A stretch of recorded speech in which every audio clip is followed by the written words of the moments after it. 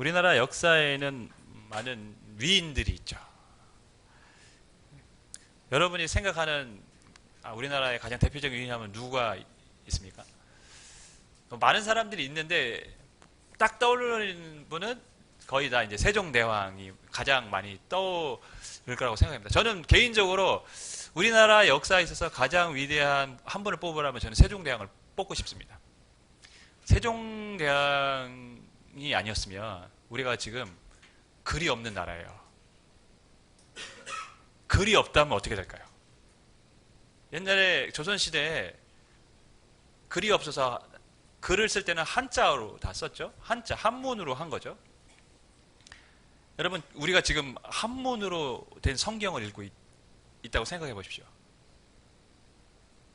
상상할 수도 없죠. 만약에 세종대왕이 한글을 안 만드셨다면 지금 많은 사람들이 여전히 글을 모르는 채 살고 있을 것입니다. 왜냐하면 한문 어렵거든요.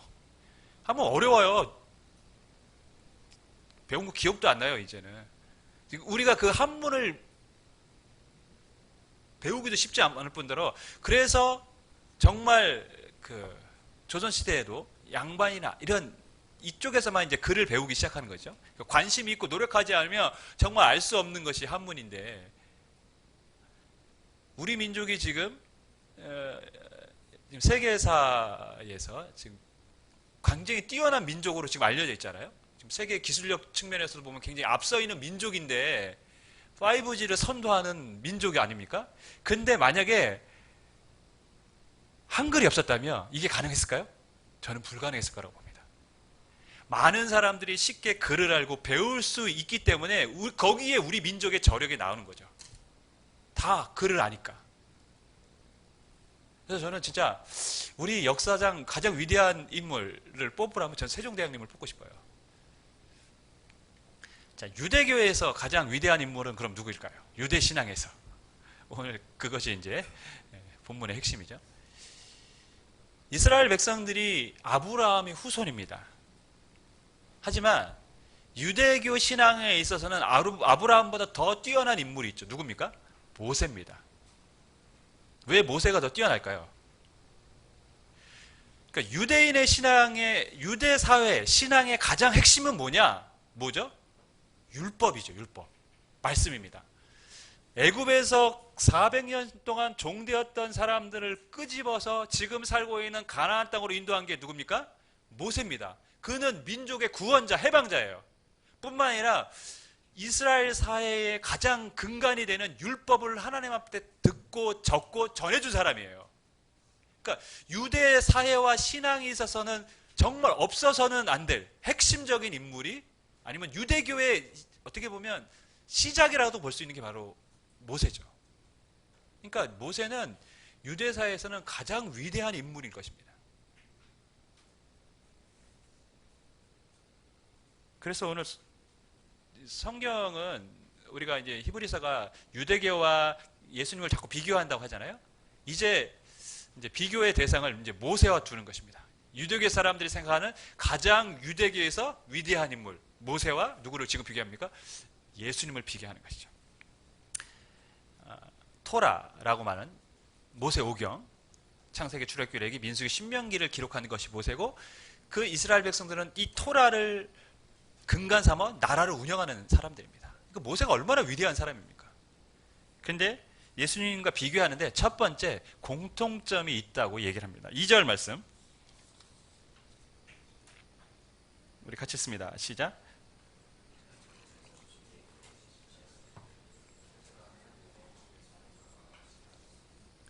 예수님은 자기를 세우신 이에게 어떻게 했다고요? 신실했다. 하나님께 신실하게 하나님이 주신 사명을 충성되게 행했다는 것이죠. 누구처럼요? 모세처럼 그랬다는 것입니다. 모세가 하나님의 온 집에서 한 것 같이, 그러니까 모세가 하나님 앞에 충성된 것 같이 예수님도 그렇게 하셨다는 것이죠. 그래서 공통점이 있다는 거예요. 뭡니까? 하나님이 주신 사명에 신실했다, 충성했다라는 것입니다. 민수기를 보면 이런 사건이 일어납니다. 모세가 민족의 지도자로 있는데 나중에 보니까 사람들이 기분이 나쁜 거예요. 모세만 지도자로 있으니까. 뭘 합니까? 그러니까 왜 모세만 지도자가 돼야 되느냐? 이 중간 지도자급들이 이제 화를 내기 시작합니다.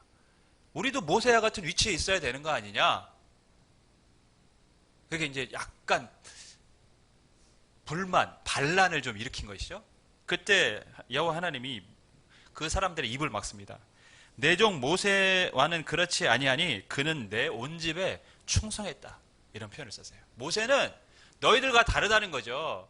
나는 모세와 늘 가까이 했고 모세와는 친히 말했다는 것입니다. 왜? 그는 온 집, 즉 이스라엘 백성을 이끄는 이 모든 일에 온전히 충성한 사람이다.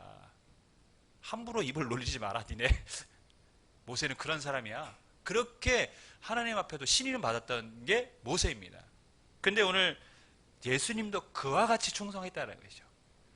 여러분, 예수님도 우리가 잘 아는 것처럼 이 땅에 오셨을 때, 물론 모세도 그렇죠. 사역이 쉽지는 않았습니다. 바로에게서 이스라엘 백성을 이끌어내는 게 쉬운 일입니까? 그때 바로는 정말 뭐 사상 최대의 권력을 가진 자 아닙니까? 그와 맞서서 백성을 인도했을 뿐만 아니라 이 60만이나 되는 장정만, 불평과 불만 많은 사람들을 광야에서 이끌었던 사람이에요. 그리고 가나안 땅으로 인도했습니다. 그리고 결국 자신은 어떻게 됐습니까? 가나안 땅에 들어갔습니까? 못 들어갔습니까? 못 들어갔어요. 그의 삶은 이렇게 보면 참 안타까운 삶일 수도 있어요.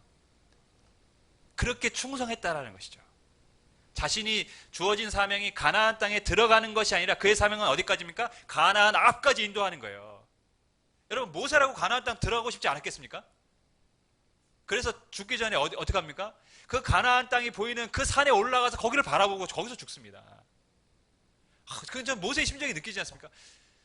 그렇게 수십 년 동안 백성을 이끌고 광야 생활하면서 왔는데 그 가나안 땅 목전에서 하나님이 너는 못 들어가. 근데 그럼에도 불구하고 끝까지 충성했다라는 것이죠. 그게 모세예요. 그러니까 하나님이 당연히 모세는 정말 온 집에 충성한 사람이다 칭찬해 줄 수밖에 없었던 인물이죠. 그런데 예수님도 그렇게 하셨다는 것이죠. 예수님도 겟세마네 기도에서 겟세마네에서 어떻게 기도하십니까?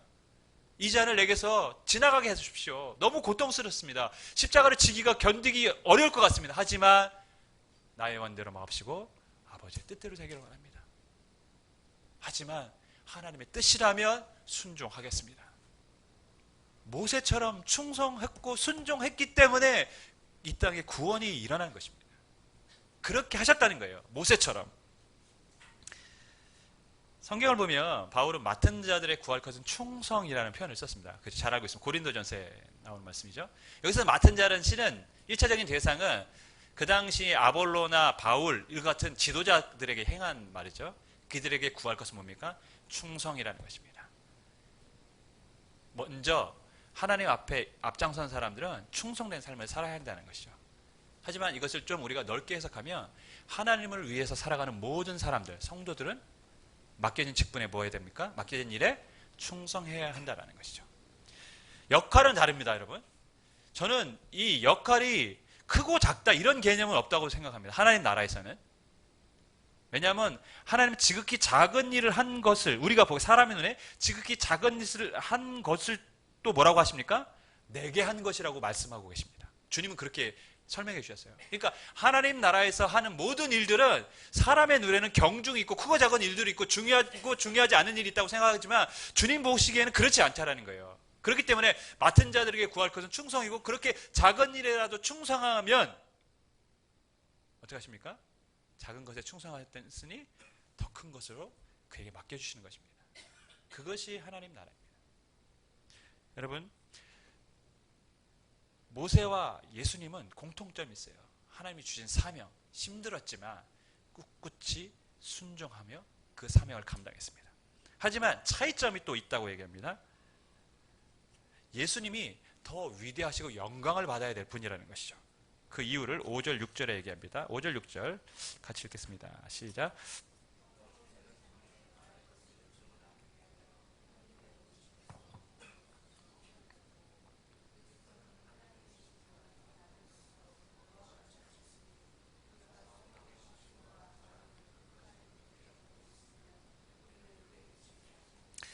(3절) 모세보다 더욱 영광을 받을 만한 것이 마치 집 지은 자가 그 집보다 더욱 존귀한 같으니라. 집을 지은 사람이 있고 집이 있는데 누가 더 영광 받아야 되냐? 집을 지은 사람이라는 것이죠.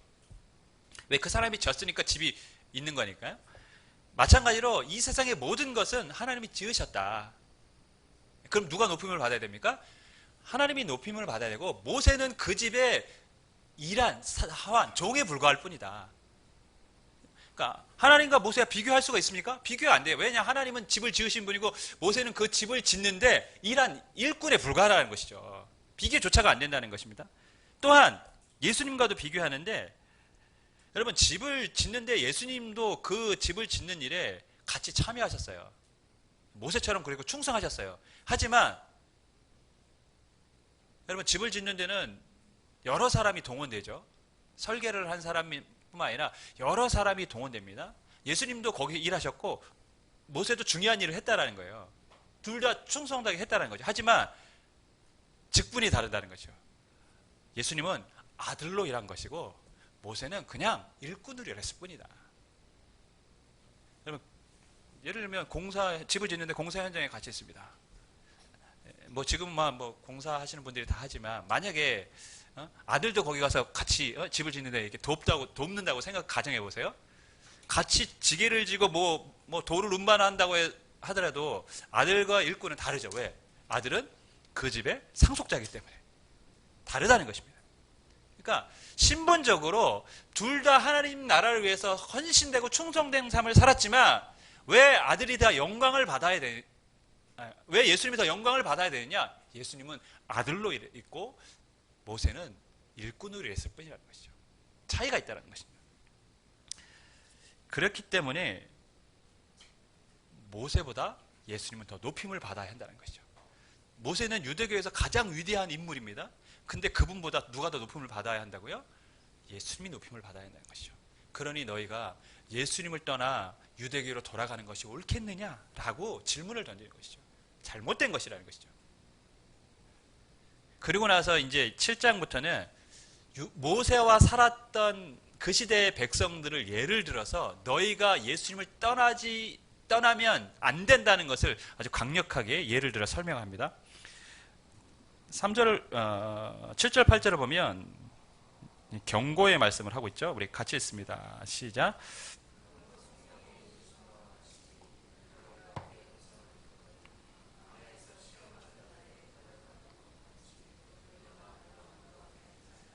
모세 시대의 사람들의 예를 드는 것입니다. 광야에서 시험하던 자들 누굽니까? 애굽에서 나온 사람들. 하지만 가나안에 못 들어가고 죽었던 사람들. 그 사람들처럼 너의 마음을 완고하게 하지 말라라는 것이죠.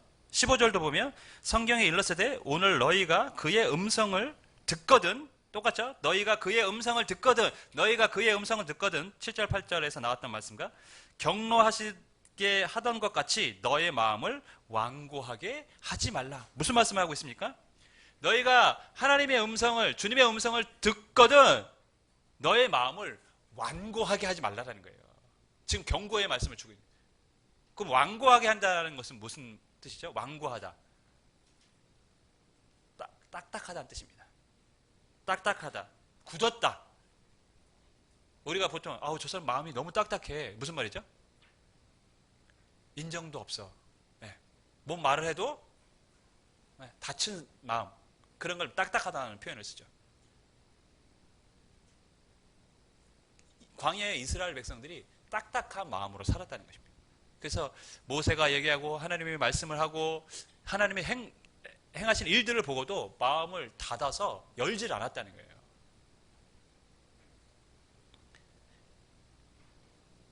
여러분, 간경화, 간이 딱딱하게 되는 거죠. 그럼 어떻게 됩니까? 죽어요. 죽어요, 간경화. 간염, 내가 간경화 됐다가 간암으로 가고 이렇게 죽습니다. 단계를 밟고 죽게 돼요. 마음이 딱딱해지면 어떻게 될까요, 그럼? 마음이 딱딱하면 죽습니다. 영적으로 죽습니다. 죽는 거예요.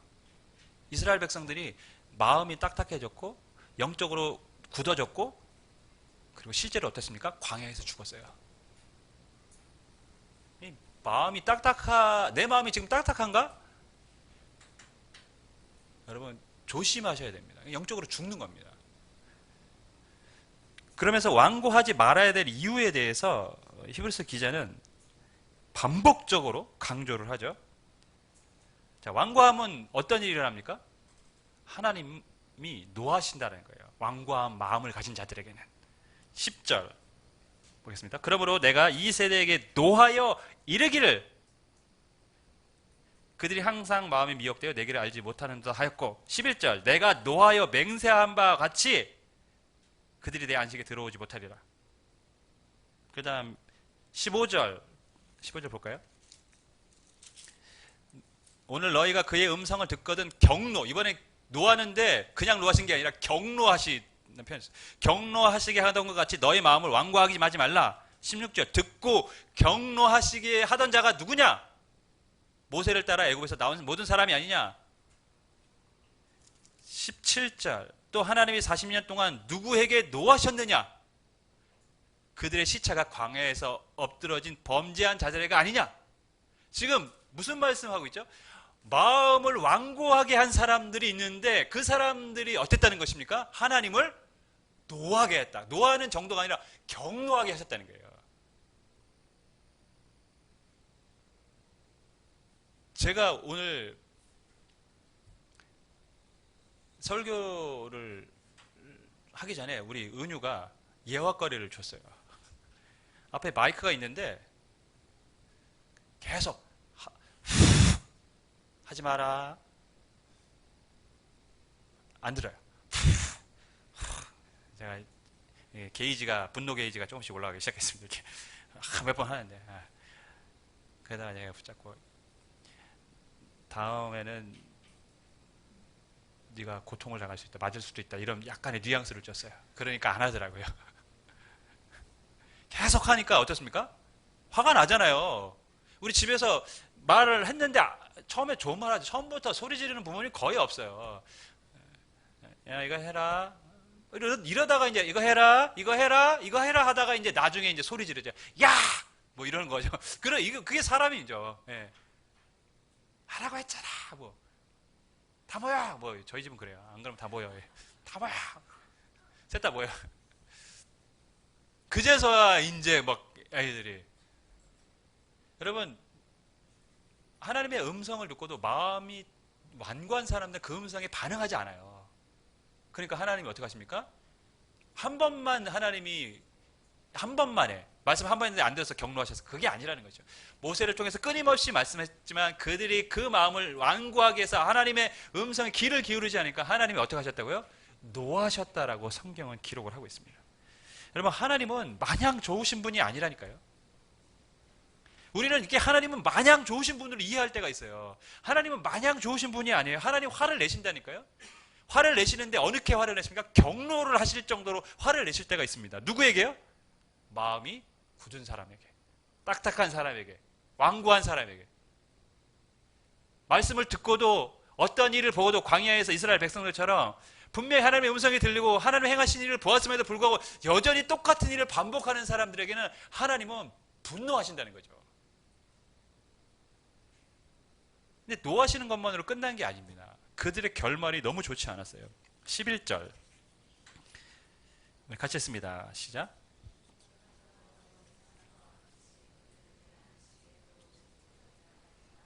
(18절) 같이 읽습니다.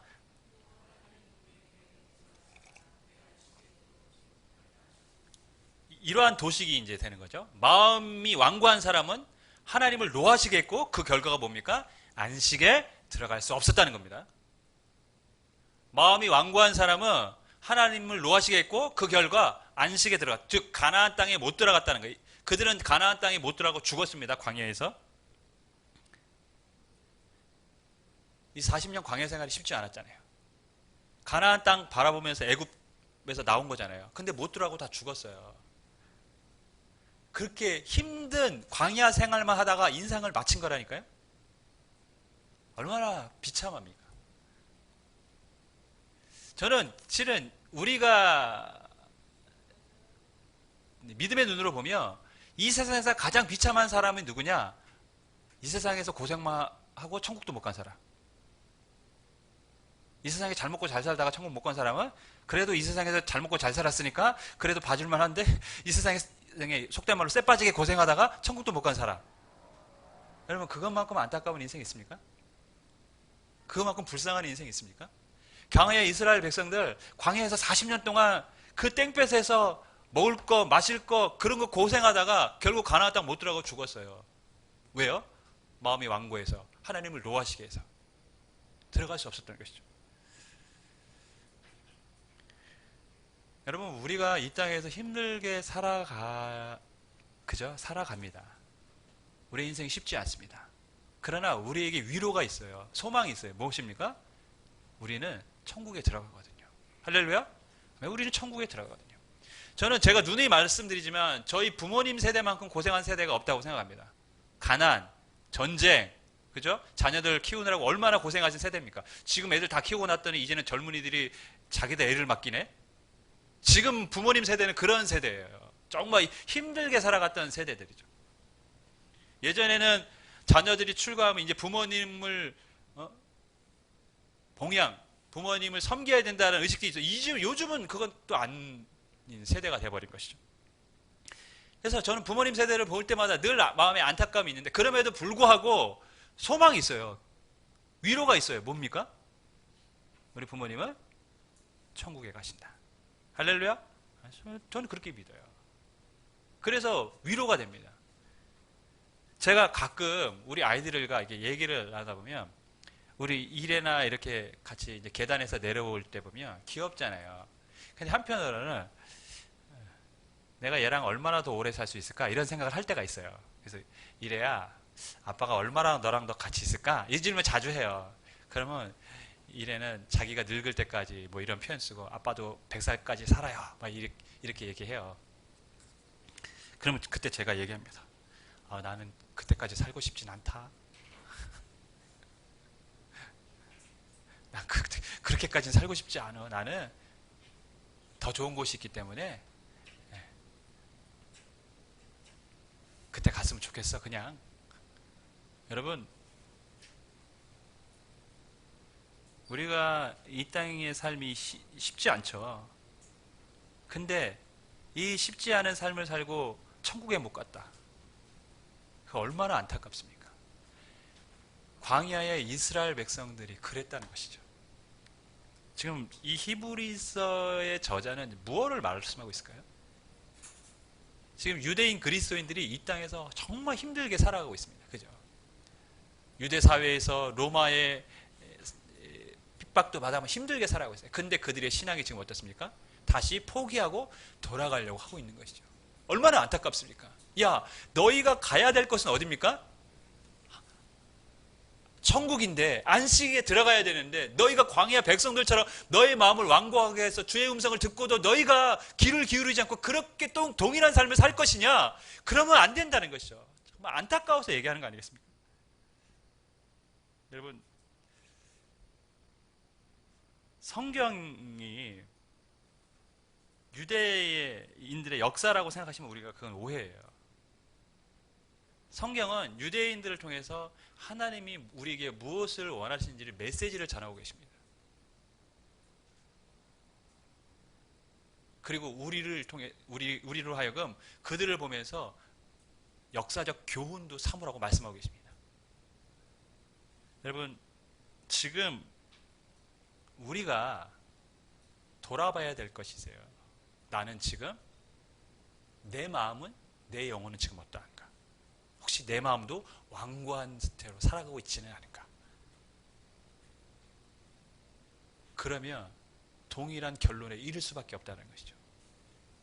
그래서 마지막으로 이런 권면을 하죠. 12절 말씀 우리 같이 읽도록 하겠습니다. 시작.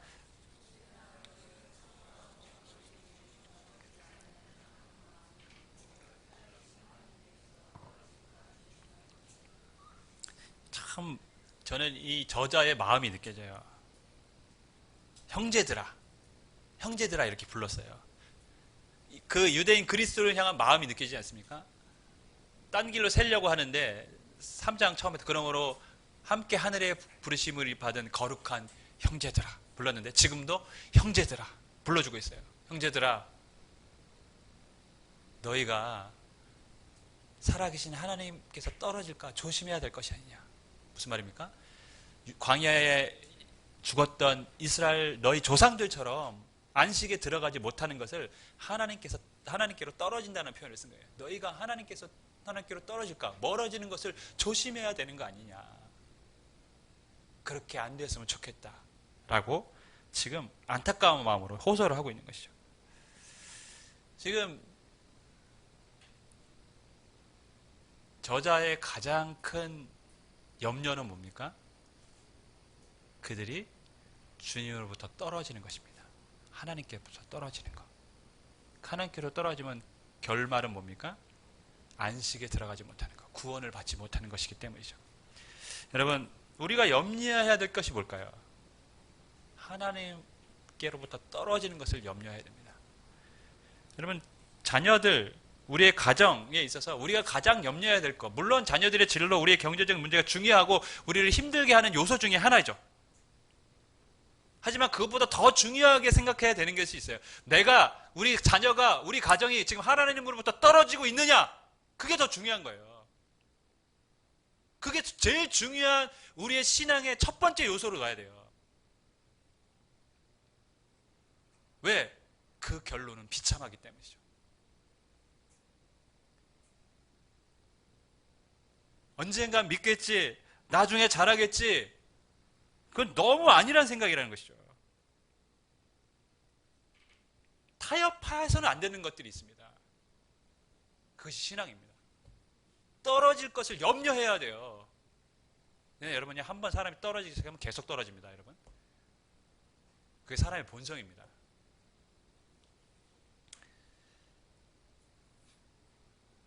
하나님께 쓰임받았던 성경의 인물들의 공통적인 특징이 여러 가지겠지만, 기도했던 사람들이고 하지만, 정말 또 하나의 중요한 특징, 공통적인 특징이 뭐냐? 그들은 신앙을 가장 우선순위로 놓았다는 것입니다. 다윗, 나의 한 가지 소원을 하나님께 구합니다. 그것이 뭡니까?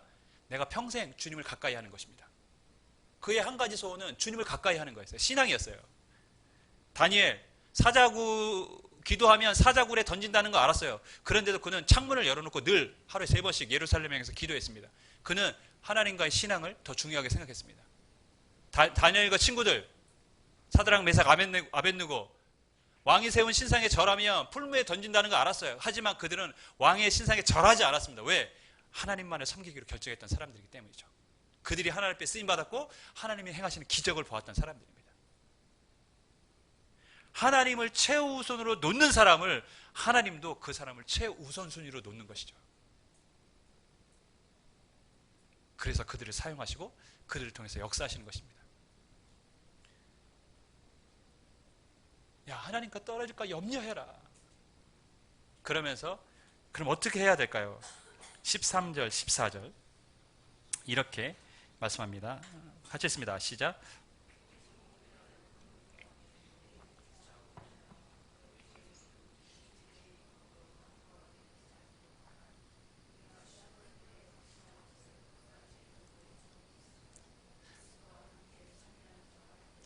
여러분, 이 14절 우리가 중요하게 봐야 됩니다. 왜냐하면 이 3장의 가장 중요한 메시지가 뭐냐? 완고하다라는 거죠. 마음이 완고해서 하나님을 노하시게 했다라는 거예요. 그래서 안식에 들어갈 수 없었다. 즉 하나님께 떨어졌다라는 거죠. 그러면 어떻게 하면 완고하지 않을 수 있느냐? 그 답을 14절에 주고 있죠. 우리가 시작할 때 확실한 것을 13절 오직 오늘이라 일컫는 동안에 매일 피차 권면하여 너희 중에 누구든지 죄의 유혹으로 완고하게 되지 않도록 하라. 완고하게 되지 않도록 할 수 있는 방법에 대해서 지금 말씀하고 있어요. 히브리서의 저자가. 그게 뭡니까? 오늘이라고 일컫는 동안에, 중요한 거죠. 오늘이라고 일컫는 동안에 무슨 말입니까? 긴박성이 있는 거예요. 지금 당장 해야 된다는 거예요. 마음이 흔들리고 있어요. 내가 지금 다시 유대교로 돌아가야 되는 이런 상황이 있어요. 근데 그 사람들에게 잘 생각해보고 나중에 결정해라, 이렇게 말한 게 아니에요. 지금 당장 오늘이라고 일컫는 동안에 지금 결정해야 된다는 거죠. 그래, 내가 한 달간의 여유를 줄 테니까 잘 생각해보고 그렇게 결정해. 그게 아니라는 거예요. 지금 결정하라는 거예요. 지금 하라라는 거예요. 지금. 오늘 바꾸라는 거예요. 오늘. 네의 마음들을 오늘 바꾸라는 거예요. 어떻게 해요? 피차 권면하여. 그것도 매일. 오늘이라도 일컫는 동안에 매일 피차 권면하여. 피차 권면하래요. 서로 권면하라는 거죠. 야, 왜 우리가 믿음을 지켜야 되는지, 왜 우리가 믿음 안에 있어야 되는지, 왜 예수 안에 있어야 되는지 매일매일 서로 권면해야 된다는 것이죠. 제가 수요일 날도 금요일 날 말씀드린 거예요. 초대교회 성도들이 믿음을 지키고 로마의 핍박에서 이길 수 있었던 이유는 뭐냐? 물론 가장 큰 뭐라 그럴까요? 이유는 하나님께서 인도하셨기 때문이겠죠. 그러나 또 개인적인 측면에서 보면 뭐가 있습니까? 그들이 서로 만날 때마다 뭐 했습니까? 권면을 했어요. 핍박이 있지만 믿음을 지킵시다. 주님이 곧 오십니다. 사자 밥이 되는 굴에 던져질 때에도 두려워하는 사람들에게 잠시 고통 후에 우리가 하늘의 영광을 보게 될 것입니다. 그들은 그렇게 견뎌냈어요.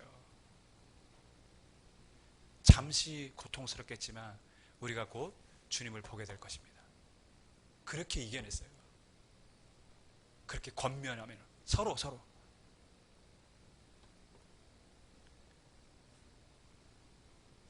대충 신앙생활하면 권면할 것도 없죠. 대충 하니까 뭐 권면할 내용도 없어요. 그냥 대충 살면 됩니다.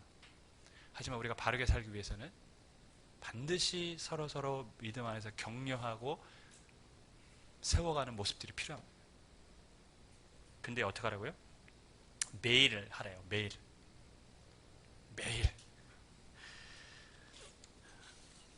매일 교회 오라고 하면 올 사람 없을 것 같은데. 매일. 왜 매일 하라고 그랬을까요? 사람은 너무 쉽게 흔들리기 때문에. 하루에도 그 믿음이 왔다 갔다 하는 게 너무 많기 때문에. 그 시대 사람들은 정말 그랬습니다. 오늘 무슨 고난을 받을지, 오늘 무슨 어려움을 겪게 될지, 내일은 또 어떤 어려움이 나에게 다가올지, 그러한 상황들의 연속이었습니다. 그래서 그들은 매일 모여서 서로 믿음을 격려하지 않으면 믿음을 지킬 수가 없었던 것이죠. 여러분, 물론 우리가 그 시대 사람들처럼 이런 긴박한 어려움을 갖고 살지는 않습니다. 그래서 우리에겐 이런 또한 긴박성 또한 없는 것도 사실이죠. 그런 긴박함이 없어요. 우리는 매일 안 모여요. 주일에 한 번 모이는 것도 감지덕지 해야 돼요. 그런 시대가 되었습니다. 하지만 점점 우리의 신앙은 하나님부터 멀어질 수가 있습니다. 조심하셔야 됩니다. 매일 모이지 못한다면 기회가 될 때마다 모여야 됩니다.